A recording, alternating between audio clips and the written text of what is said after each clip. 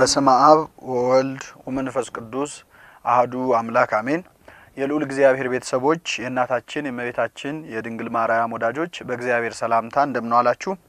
አሜን። ምህረት ቸርነቱን አብዝቶ እስከዚህ ያደረሰን የአባቶቻችን አምላክ ልዑለ ባሕርይ እግዚአብሔር ስሙ የተመሰገነ ይሁን። እግዚአብሔር አምላካችን በቸርነቱ ሁላችንንም እንኳን ለብርሃነ መስቀሉ በሰላም አደረሰን አደረሳችሁ። በሚኖረን ጊዜ በሐዋርያው ቅዱስ ጳውሎስ መልእክት በአንደኛ ቆሮንቶስ ምዕራፍ 1 ከቁጥር 18 ላይ ያለውን ቃል መነሻ አድርገን እንማራለን። የትምህርታችን መነሻ ርዕስ የሚሆነው የመስቀሉ ቃል የሚል ይሆናል። እግዚአብሔር አምላካችን ለአባቶቻችን ለነቢያት፣ ለአባቶቻችን ለሐዋርያት፣ ለአባቶቻችን ለሐዋርያውያን አበው ለሊቃውንት በጉባኤያቸው ተገኝቶ ምስጢሩን ጥበቡን ገልጦ ያስተማረ አምላካችን በቸርነቱ ሁላችንም እንዲያስተምረን የእርሱ ቅዱስ ፈቃድ ይሁንልን። ቅዱስ ጳውሎስ በአንደኛ ቆሮንቶስ ምዕራፍ 1 ከቁጥር 18 ላይ የመስቀሉ ቃል ለሚጠፉት ሞኝነት ነው፣ ለእኛ ለምንድን ግን የእግዚአብሔር ኃይል ነው በማለት የተናገረውን ቃል መነሻ አድርገን የመስቀሉ ቃል በሚል አብይ ርዕስ እንማራለን። የመስቀሉ ቃል የሚለውን ንግግር ሊቃውንተ ቤተ ክርስቲያን በየዘመናቱ አስፍተው አምልተው ተርጉመውታል። የመጀመሪያው የመስቀሉ ቃል የሚለው ለሚጠፉት ሞኝነት ነው፣ ለኛ ግን ለምንድነው የእግዚአብሔር ኃይል ነው የሚለውን ቃል የመስቀሉ ቃል የሚለው ስለ አምላካችን ስለ መድኃኒታችን ስለ ኢየሱስ ክርስቶስ የተነገረ ነው ብለው ሊቃውንት ጽፈዋል። ይሄው ምንድነው? ከአምላካችን ከኢየሱስ ክርስቶስ ብዙ መጠሪያ ስሞች አንዱ ቃል የሚለው ነው፣ የኩነት ስሙ ነው። እግዚአብሔር ወልድን ቃል ብለን እንጠራዋለን። ቅዱስ ዮሐንስ ወንጌሉን ሲጀምር በመጀመሪያ ቃል ነበረ፣ ቃልም በእግዚአብሔር ዘንድ ነበረ፣ ቃልም እግዚአብሔር ነበረ ብሎ ነው የሚጀምረው። ወረድ ብለን ደግሞ ስናነበው ያም ቃል ሥጋ ሆነ ብሎ ተናግሯል። በራእዩም ላይ እንደዚሁ ስሙም የእግዚአብሔር ቃል ተብሏል ብሎ ከኢየሱስ ክርስቶስ ከእግዚአብሔር ወልድ ብዙ ስሞች አንዱ ቃል መሆኑን ተናግሯል።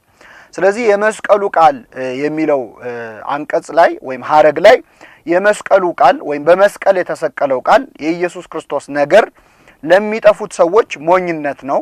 ስለ ክርስቶስ የሚነገረው ነገር ሁሉ ሞኝነት ነው፣ ለኛ ለምንድን ግን የእግዚአብሔር ኃይል ነው። መስቀል ላይ የተሰቀለው ቃል ወልድ ኢየሱስ ክርስቶስ ለሚጠፉት የእርሱ ነገር ሞኝነት ነው፣ ለኛ ለምንድን ግን አምላካችን ኢየሱስ ክርስቶስ የእግዚአብሔር ኃይል ነው።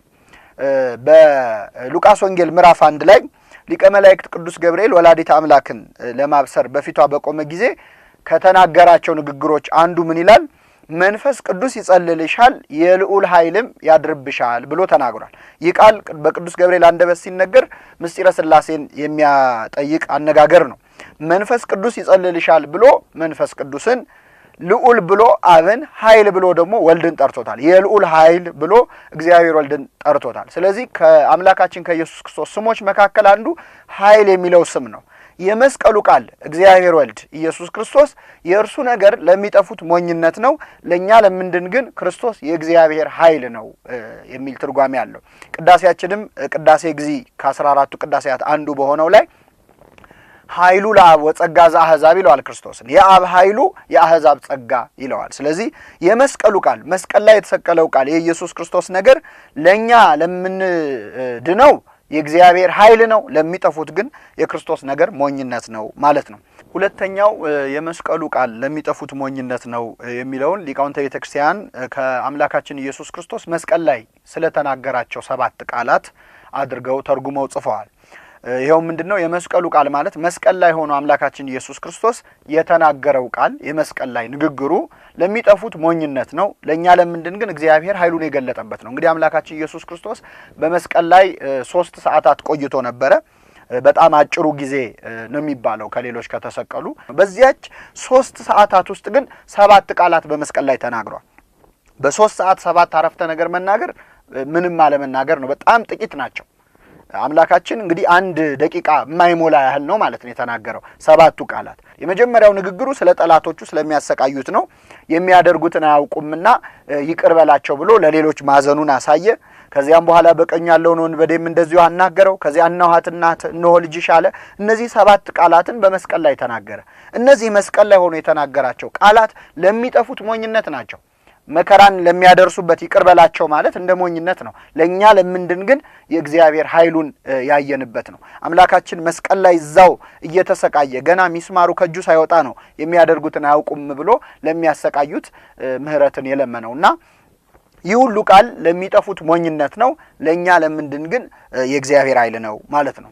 ሶስተኛው ዛሬ ዋነኛ እንድንማረው የተነሳንበት ርዕሰ ጉዳይ የመስቀሉ ቃል ለሚጠፉት ሞኝነት ነው ሲባል ነገረ መስቀሉ ነው።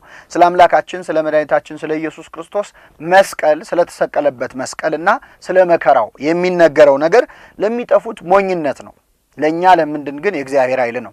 ስለ መስቀል የሚሰበከው ስብከት፣ ስለ መስቀል የሚዜመው ዜማ፣ ስለ መስቀል የሚቆመው ማህሌት ይህ ሁሉ ለሚጠፉ ሰዎች ሞኝነት ነው። መስቀሉን ባንገት ማድረግ፣ በመስቀል ምልክት ማማተብ፣ በመስቀለኛ መልበስ ለሚጠፉት ሞኝነት ነው፣ ለኛ ለምንድን ግን የእግዚአብሔር ኃይል ነው። እንግዲህ ነገረ መስቀሉን ነው ማለት ነው የምንማረው። የመስቀል ነገር ከኦሪት እስከ ሐዲስ ኪዳን በመጽሐፍ ቅዱስ በብዙ መልኩ የተጻፈ የተመዘገበ ነው።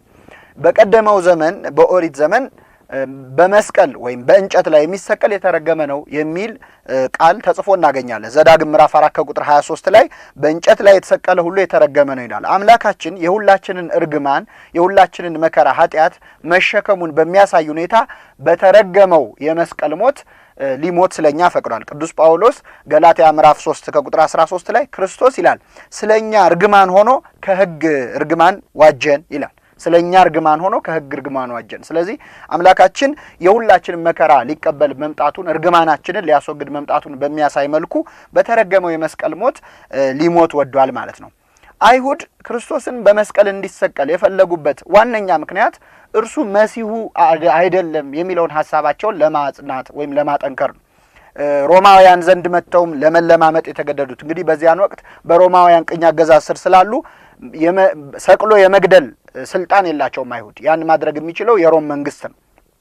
ስለዚህ ይህንን ቅጣት እንዲቀበል ጲላጦስ ዘንድ መጥተው ያንን ሁሉ መከራ ያዩት አምላካችን ኢየሱስ ክርስቶስ በተዋረደው የመስቀል ሞት ሞቶ በመስቀል የተሰቀለ በእንጨት የተሰቀለ የተረገመ ነው የሚለውን እርግማን በላዩ ሲያወርድ እነሱ ግን እውነት መሲሁ ቢሆን ኖሮ በመስቀል ይሞት ነበር ወይ ብለው የክርስቶስን ክርስቶስነት ወይም መሲህ መሆን ለመቃወምና ለማጣጣል ነበር። ለዚህ ነው ቅዱስ ጳውሎስ እኛስ የተሰቀለውን ክርስቶስን እንሰብካለን ብሏል። የተሰቀለው መሲህ የተሰቀለው ክርስቶስ እሱን እንሰብከዋለን ብሏል። አይሁድ በመስቀላቸው ሊያዋርዱት ነበር ያሰቡት፣ እኛ ግን በመሰቀሉ እየኮራን እየተደሰትን ስለሱ እንሰብካለን ብሎ ቅዱስ ጳውሎስ የተናገረው ለዚህ ነው። ይህ እንግዲህ በአይሁድ ዘንድ ያለውን አመለካከት ነው። በሮማውያን ዘንድ ደግሞ በመስቀል መሞት በጥንት ዘመን ኦርሙዝድ ብለው የሚጠሩት የመሬት አምላክ ብለው የሚያመልኩት ጣዖት ነበረ። የሰማይም የምድርም የመሬትም ፈጣሪ እግዚአብሔር ነው።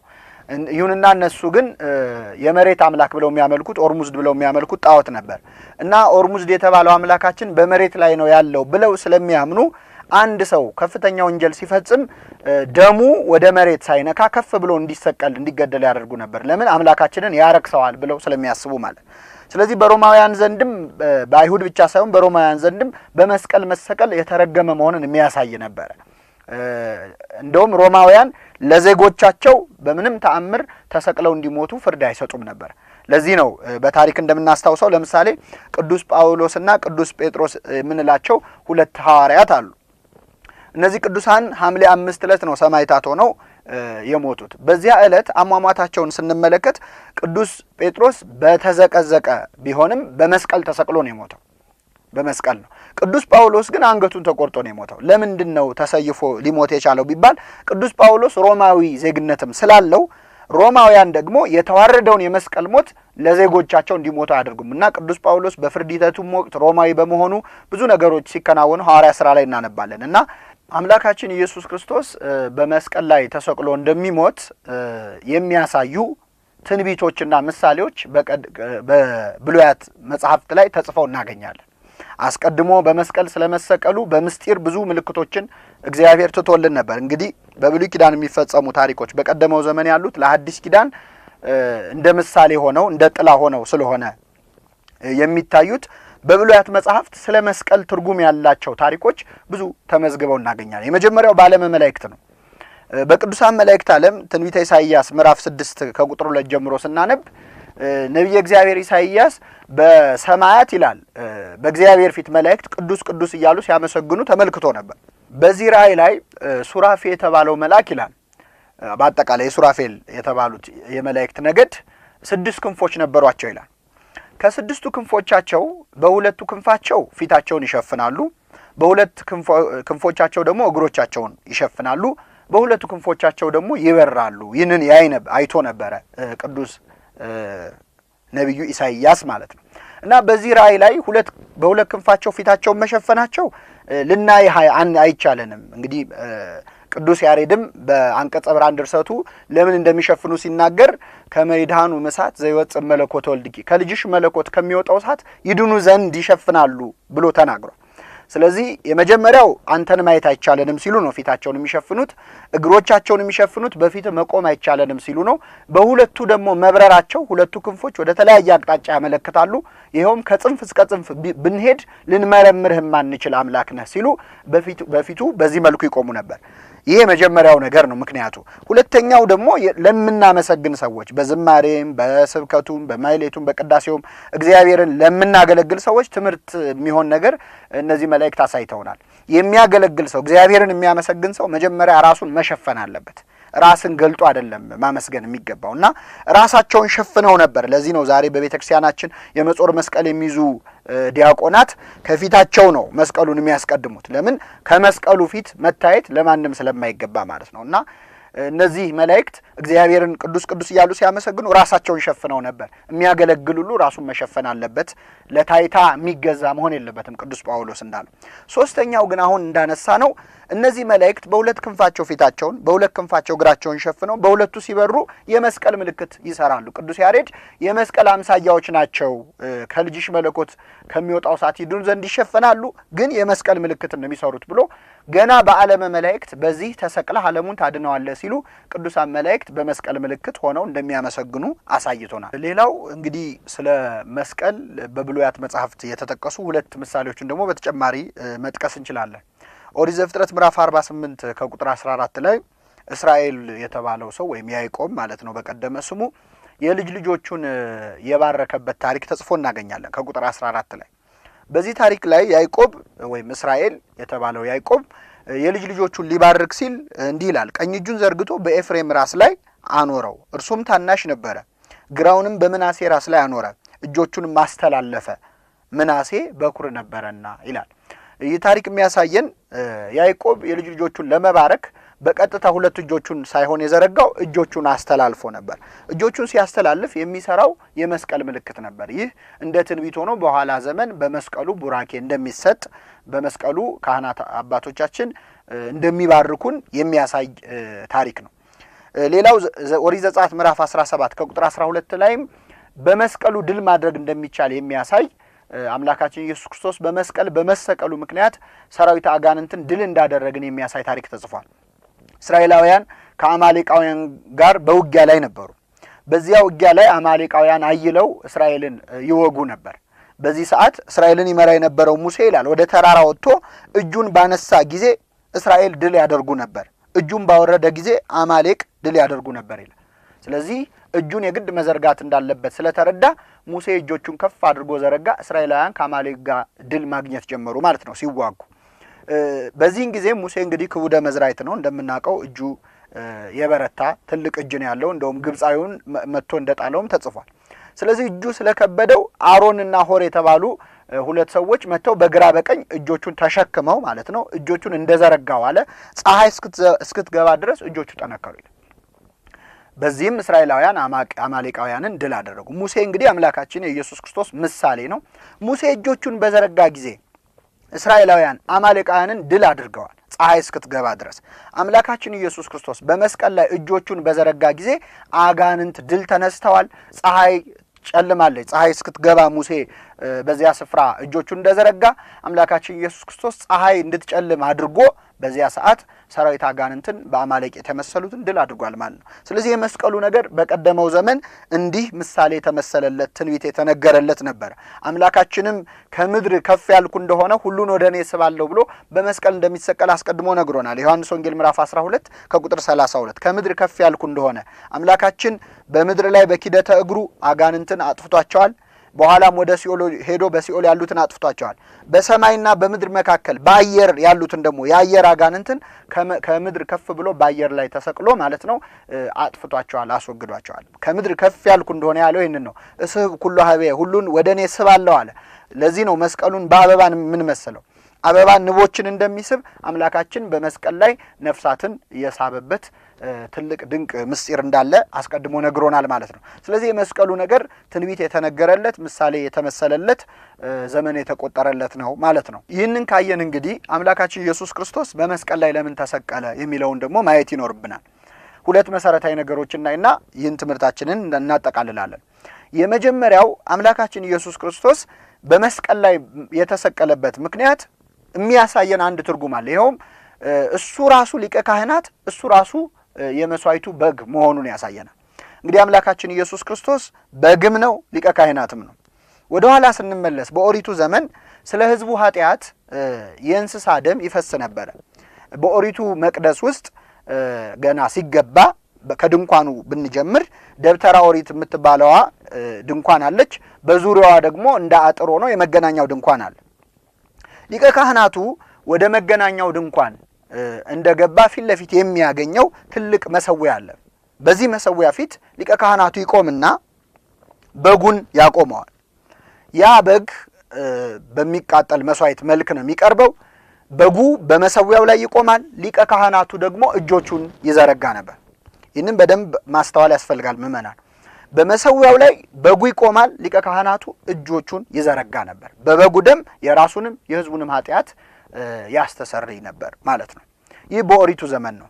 ወደ አዲስ ኪዳን ስንመጣ በጉ ማን ነው ሲባል አምላካችን መድኃኒታችን ኢየሱስ ክርስቶስ ነው። የዓለምን ኃጢአት የሚያስወግድ የእግዚአብሔር በግ ተብሏል። ነውር የሌለበት ያ በግ የአንድ ዓመት እንደነበር ነውር የሌለበት ቀንዱ ያልከረከረ ጥፍሩ ያልዘረዘረ ጸጉሩ ያላረረ እንደነበር አምላካችን ንጹሕ ባህሪ ሆኖ ያለ ኃጢአት የተሰዋ በግ ነው አምላካችን። ስለዚህ በዚያ በኦሪት ስርዓት ላይ በጉን በመሰዊያው ላይ ያቆመው ነበር። ሊቀ ካህናቱ እጆቹን ይዘረጋ ነበር። ልብ አድርጉ። አሁን በአዲስ ኪዳን በጉም እሱ ነው፣ ለልዩ ካህን ወለልዩ መስዋዕት። እሱ ካህን ነው፣ እሱ መስዋዕት በግ ነው። በጉ መቆም አለበት፣ ሊቀ ካህናቱ ደግሞ እጆቹን መዘርጋት አለበት። አምላካችን ኢየሱስ ክርስቶስ በግ እንደመሆኑ ቆሞ ሊቀ ካህናት እንደመሆኑ እጆቹን ዘርግቶ መሞት ነበረበት። እጁን ዘርግቶ ቆሞ ሊሞት የሚችለው ደግሞ በመስቀል ላይ ሲሰቀል ነው። ስለዚህ መስቀል ላይ ስናየው አሁን እጁን ዘርግቶ ስናየው ሊቀ ካህናት መሆኑን እናስተውላለን። ቆሞ ስናየው ደግሞ የሚሰዋው በግ እርሱ መሆኑን እንረዳለን ማለት ነው። ሁለተኛው አምላካችን ኢየሱስ ክርስቶስ በመስቀል ላይ ለምን ተሰቀለ ለሚለው ቅዱስ ጳውሎስ ቆላሲስ ምዕራፍ 2 ከቁጥር 14 ላይ የተናገረው ምክንያት ደግሞ እንመልከት።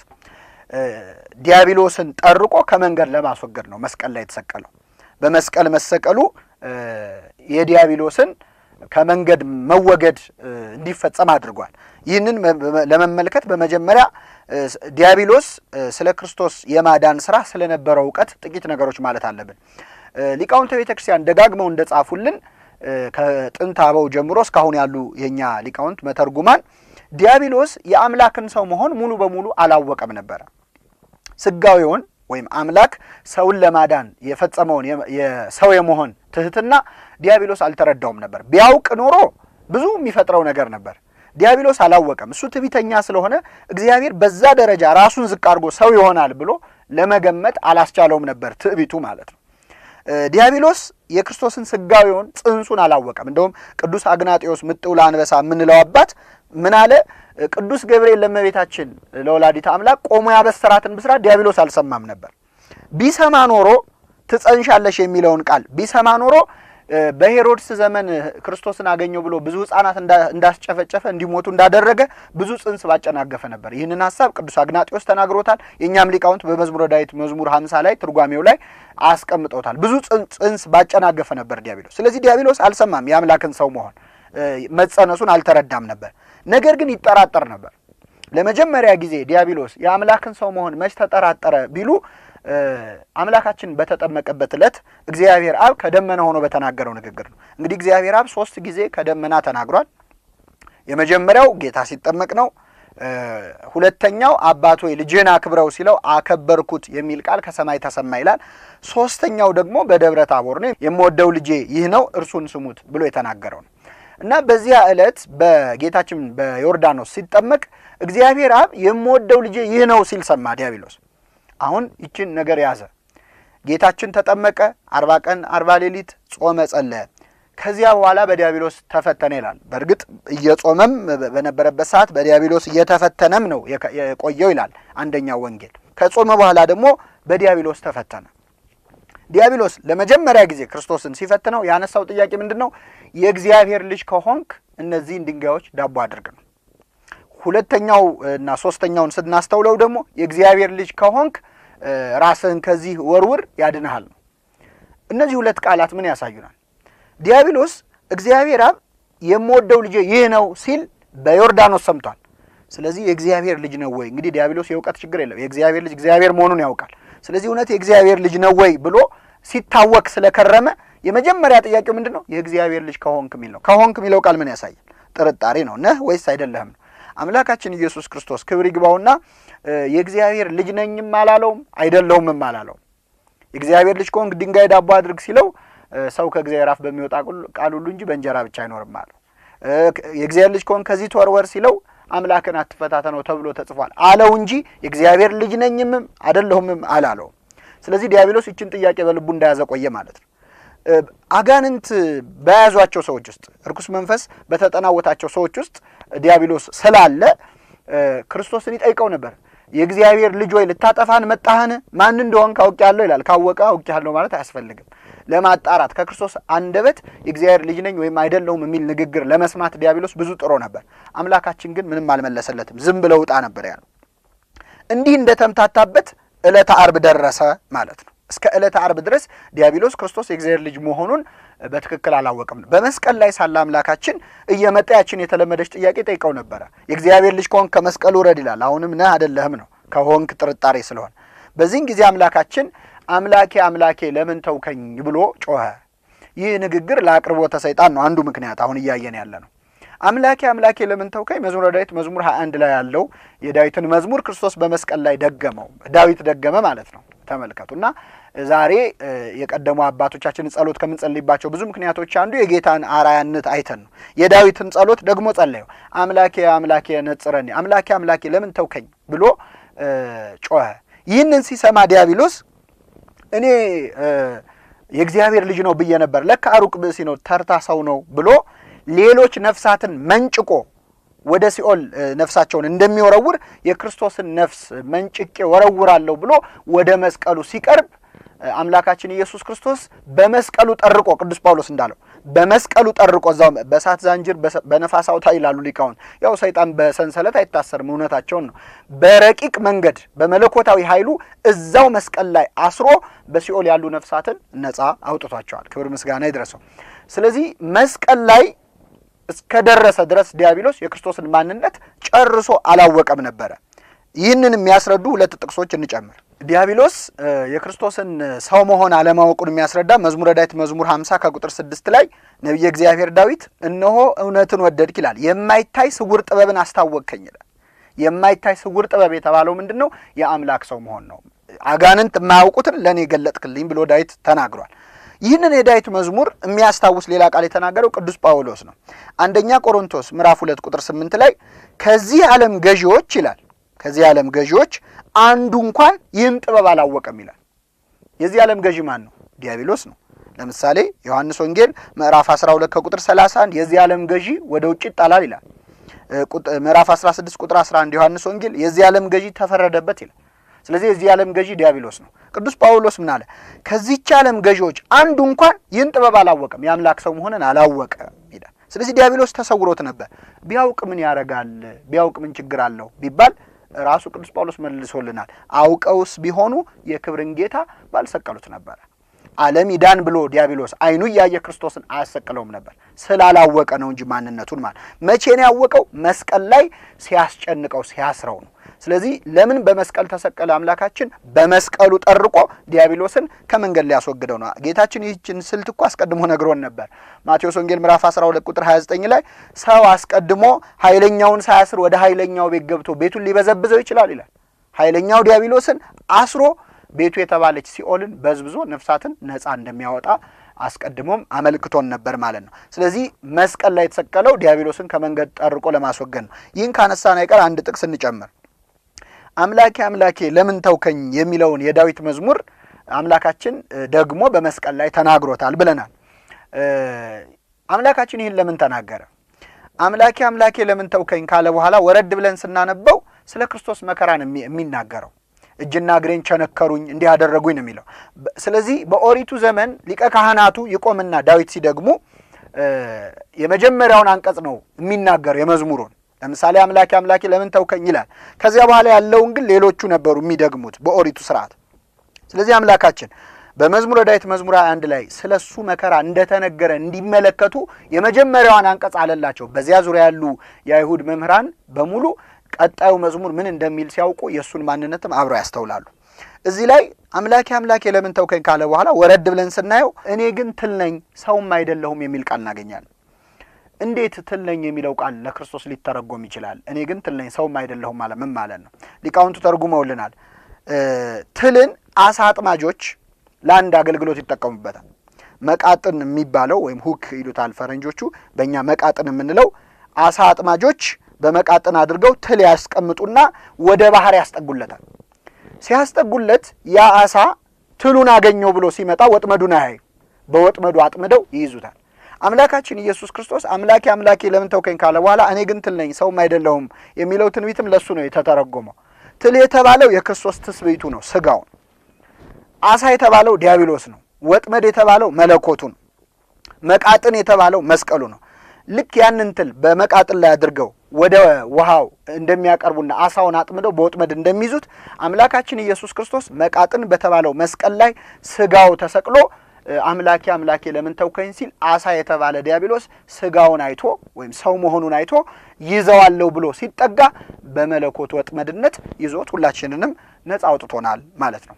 በዚህ ምክንያት በመስቀሉ ጠርቆ ከመንገድ አስወግዶታል እንላለን። ስለዚህ በመስቀል የተሰቀለው አምላካችን ዲያብሎስን በመስቀሉ ጠርቆ ከመንገድ ለማስወገድ ነው። ዲያብሎስ መስቀል የማይወደው ለዚህ ነው።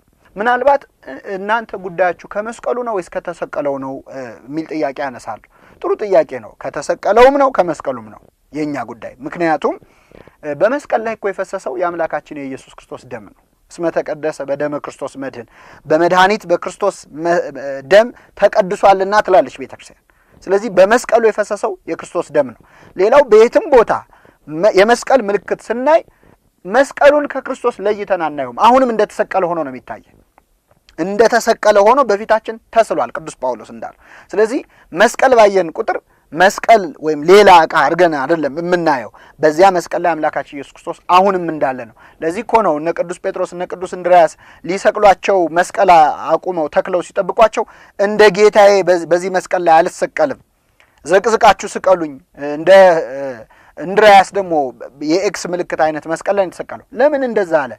ቅዱስ ጴጥሮስም ቅዱስ እንድርያስም አሁንም መስቀሉ ላይ ክርስቶስ ስለሚታያቸው ባዶ ሆኖ አይታያቸው። ስለዚህ እኛም የሐዋርያት ልጆች ነን።